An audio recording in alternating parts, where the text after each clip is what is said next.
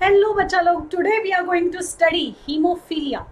अब ये हीमोफीलिया क्या होता है, स्टडी नहीं बोलूंगी मैं, ये बताऊंगी। डिस्कस कर रहे हैं हम, है ना। हम डिस्कस कर रहे हैं कि भाई हीमोफीलिया होता क्या है। अब हीमोफीलिया पे डिस्कस करने से पहले, जैसे बाहर सिचुएशन है बच्चा लोग, जैसे कि हर जगह कोविड फैल रहा है, हर जगह लॉकडाउन है, बोर्ड के कैंसिल्स हो रहे हैं, तो अब ऐसे केस में बेटा हमको तो बिल्कुल आशा नहीं है कि नीट कैंसिल होगा।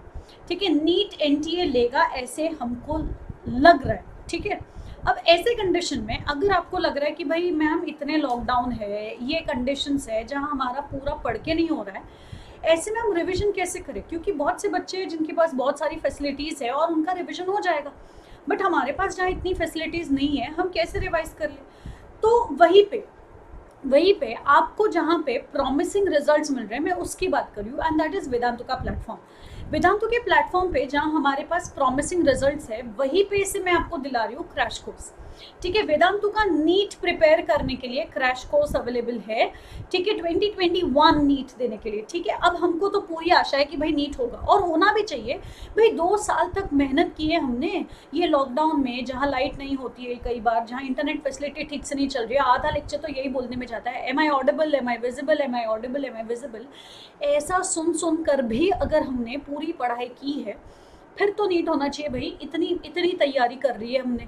तो अब ऐसे केस में अगर आपको अपना रिवीजन फुल स्पीड में इंडिया के बेस्ट टीचर्स के साथ करना है, तो उसके लिए हम आपके लिए लेके आ रहे हैं नीट का क्रैश कोर्स। देखिए, वेदांतु के इस चैनल पे, वेदांतु नीट मेड इजी पे आपका सारा सिलेबस पढ़ा के तो होगा, no doubt in that. But देखिए, अब मेरे पास इतना ऑप्शन नहीं होता है कि मैं भाई आपके पूरे सब्जेक्ट का रिविजन एकदम फास्ट फास्ट करवा दूँ।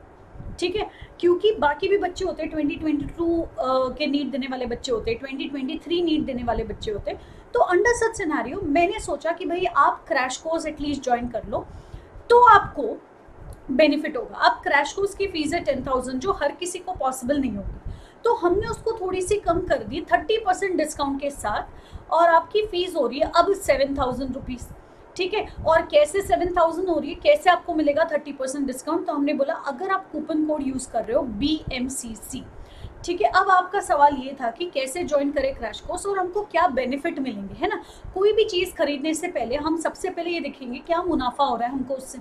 तो सबसे बड़ा बेनिफिट आपको इंडिया के बेस्ट टीचर्स, जो शायद आपके शहर में नहीं है, आपके स्टेट में नहीं है, वो भी आपको घर बैठे बैठे पढ़ा रहे हैं। इंडिया के बेस्ट टीचर्स, सोच लो, नीट का पूरा syllabus, physics, chemistry, bio, 11th standard 12th standard दोनों, ये सब आपको पढ़ा के दे रहे हैं।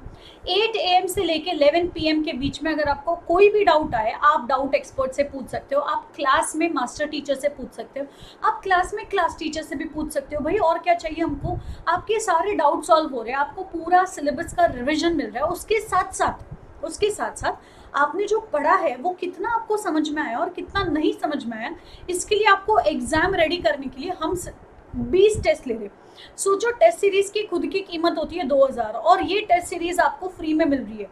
10 फुल टेस्ट और 10 पार्ट टेस्ट दोनों, मतलब आपको बेसिकली ये क्रैश कोर्स 5,000 में पड़ेगा, क्योंकि आपका 2,000 तो टेस्ट सीरीज का यहीं पे लग जा रहा है।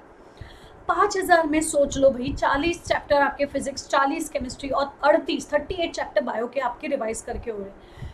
क्या प्रॉब्लम है यार, इतना इतना सस्ता और कौन दे रहा है, ये बता दो। और उसके साथ साथ आपको टीचर अमेजिंग ट्रिक्स और टिप्स दे रहा है ताकि आप नीट क्रैक कर पाओ। इसके साथ में आपको 2 वे इंटरैक्टिव प्लेटफॉर्म मिल रहा है, जहाँ पे आप टीचर से बात कर सकते हो, आप टीचर को देख सकते हो, टीचर आपको देख सकती है, टीचर आपसे बात कर सकती है। भाई लिटरली वो ऑफलाइन वाली फीलिंग आती है, लेकिन घर बैठे बैठे देख लो।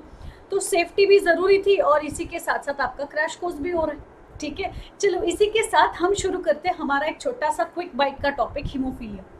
अब हीमोफीलिया क्या होता है, तो हमने बोला देखो, फीलिया का मतलब होता है लव, और हीम मतलब ब्लड। तो भाई जिसको खून से प्यार हो अपने खून से तो हर किसी को प्यार होता है, बट ऐसा कि भाई खून निकलता रहे, बहता रहे, बहता रहे, हमको कोई फर्क नहीं पड़ता, हमको बड़ा प्यार है। सो ये होता है हमारा हीमोफीलिया। इसको हम ब्लीडिंग डिजीज भी बोलते हैं, या फिर ब्लीडिंग डिसऑर्डर भी बोलते हैं, जो माँ बाप से बच्चों को पास होता है, मतलब इनहेरिटेड है, जेनेटिक है। यहाँ पर ब्लड जो होता है वो जमा नहीं होता है, does not clot properly. Simple, जैसे कि ये देखो, नॉर्मल ब्लड वेसल था, इसमें ऐसा ही कंडीशन था।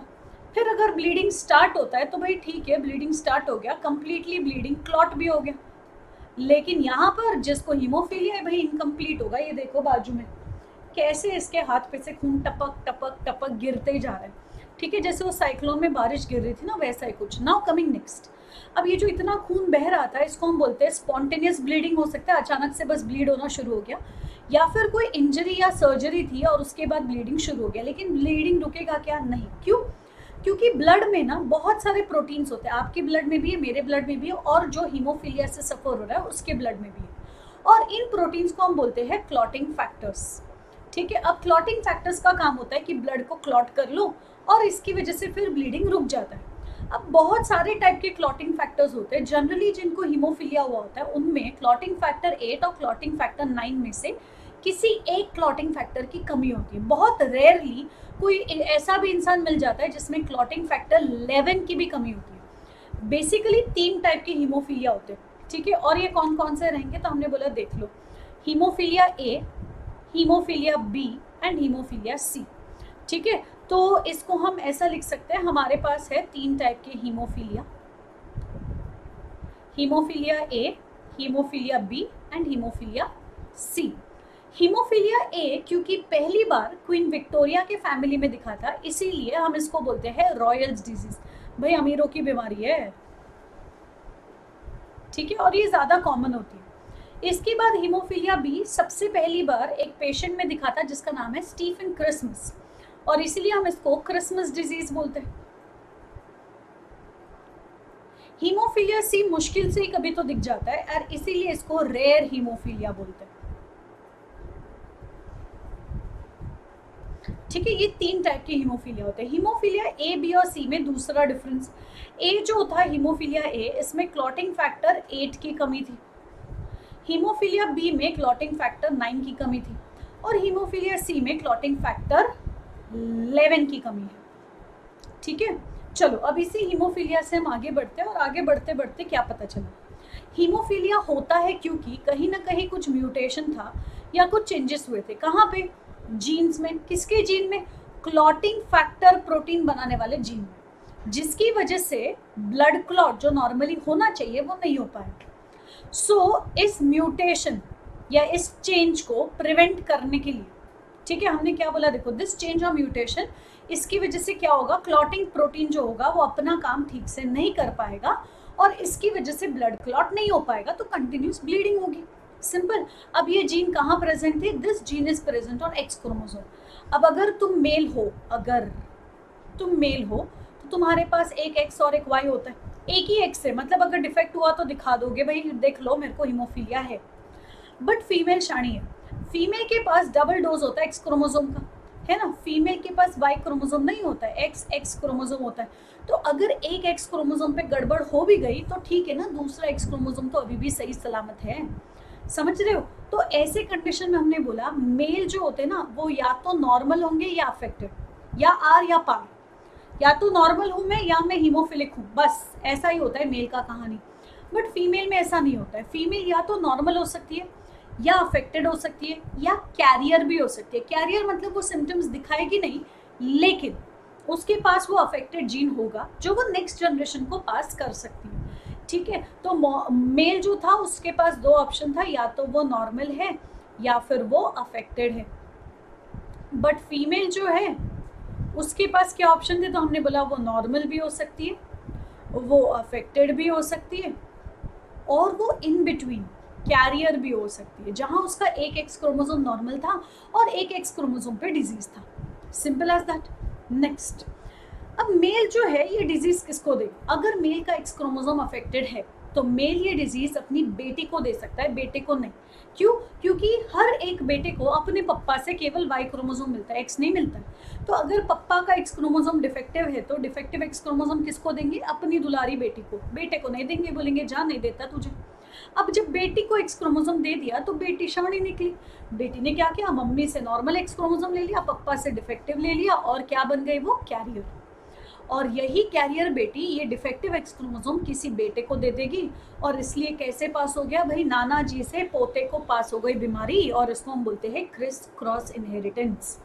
समझ रहे हो? अब ये क्रिस क्रॉस इनहेरिटेंस में एक और बार आपको शॉर्ट में बता देती हूँ, लेकिन उससे पहले देखिए एक्स क्रोमोसोम जो रहेगा उसके पास बहुत सारे जीन्स होते हैं, वाई क्रोमोसोम पे इतने ज़्यादा जीन नहीं मिलते। वाई क्रोमोसोम पे गिन के 200 से थोड़े से ज़्यादा जीन्स होते हैं, मतलब 232 जीन के आसपास।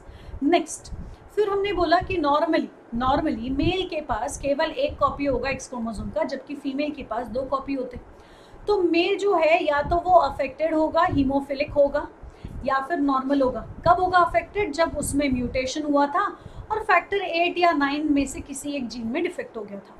अब फीमेल अफेक्टेड नहीं होगी जनरली, अगर उसका एक क्रोमोसोम अफेक्टेड है तो वो कैरियर बनेगी। ठीक है, जब उसके दोनों भी एक क्रोमोसोम जो है वो अफेक्टेड होंगे, मतलब फादर भी हीमोफिलिक थे और मदर भी कैरियर थी, तब जाके वो डॉटर जो है वो अफेक्टेड होगी। क्लियर? लेकिन ये जो अफेक्टेड एक्स क्रोमोसोम है उसकी वजह से अगर वो अपने बच्चों को ये म्यूटेशन पास करती है तो किसके ज़्यादा चांसेस थे पास होने के? तो हमने बोला सन अफेक्टेड होने के ज़्यादा चांसेस थे। क्लियर? ये देखो, अब यहाँ पर फादर अफेक्टेड, फादर का वो अफेक्टेड एक्स क्रोमोसोम किसको गया? डॉटर को। तो डॉटर क्या बन गई? कैरियर। फिर यही डॉटर बड़ी हो गई और ये इसको भी अपने सपनों का राजकुमार मिल गया। अब जब इसको अपने सपनों का राजकुमार मिला तो क्या हुआ? देखो, इसने अपनी डिजीज डॉटर को नहीं दी, ना ही किसी और सन को दी, लेकिन एक डॉटर कैरियर होगी और एक एक सन अफेक्टेड। मतलब 25% चांसेस था कि भाई जितने भी जितने भी टाइप, मतलब मेल फीमेल कोई भी जेंडर हो, 25% उसमें से चांसेस था अफेक्टेड सन होने का।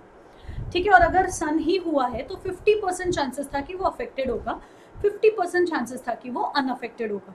ठीक है, कमिंग नेक्स्ट, अगर डॉटर है तो 50% चांसेस था कि वो अनअफेक्टेड होगी, 50% चांसेस है कि वो कैरियर। तो सन के केस में हमने क्या बोल दिया? 50% chances for affected and 50% chances for unaffected.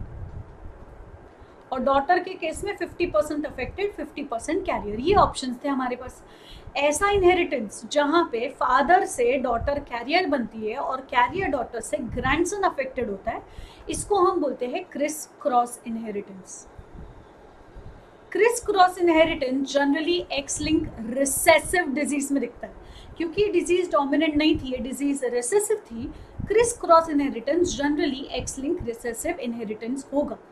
ठीक है, चलो अब इसी के साथ coming to the possible treatment. अब क्या ट्रीटमेंट है हमारे पास? तो हमने बोला ट्रीटमेंट के नाम पे सबसे पहले प्लाज्मा कलेक्ट किया जाएगा। नॉर्मल जो भी हेल्दी इंडिविजुअल है उसका प्लाज्मा कलेक्ट किया जाएगा, उसको फ्रीज किया जाएगा या फ्रोजन कंडीशन में होगा, और वो फ्रोजन कंडीशन का जो प्लाज्मा था उसमें से क्रायो प्रेसिपिटेट करके हम क्या करेंगे? क्लॉटिंग फैक्टर को कॉन्सेंट्रेट करेंगे। फिर इसी क्लॉटिंग फैक्टर को कॉन्सेंट्रेट करने के बाद उसका रिकॉम्बिनेंट बनाएंगे और उसका हाफ लाइफ क्लॉटिंग एक्सटेंड करके हम इसको इंडिविजुअल में डाल देंगे। We also have one option that is replacement therapy. मतलब हम क्या करेंगे? हम प्लाज्मा रिप्लेस कर लेंगे ताकि क्लॉटिंग फैक्टर रिप्लेस हो जाए। जब आप बाहर से क्लॉटिंग फैक्टर दोगे तो ब्लड क्लॉटिंग काफ़ी टाइम तक नॉर्मल रहेगा। So that is another therapeutic measure that we can take. तो याद रखना, हीमोफीलिया भाई जेनेटिक डिसऑर्डर है, किसी चीज़ के खाने पीने छूने से नहीं होता है। It is generally passed from parents to the next generation. Second, haemophilia में फैक्टर 8, 9 या 11 तीनों में से किसी एक का डिफेक्ट होगा। जनरली इट इज़ फैक्टर 8 जो ज़्यादा कॉमन मिलेगा, also known as royals disease, क्योंकि क्वीन विक्टोरिया के फैमिली में हो गया था।